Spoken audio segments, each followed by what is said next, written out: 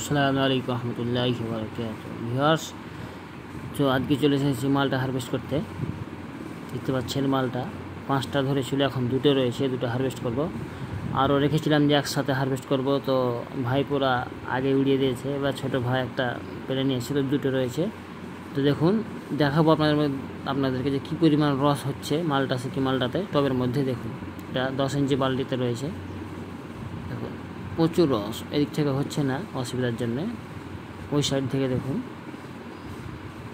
আর এটা দেখুন, ওই অসাধারণ রস, আর টেস্টও অসাধারণ। বাজারে যে কিনে পাওয়া যায় তার চাইতে টেস্টে কিন্তু অনেক গুণে ভালো।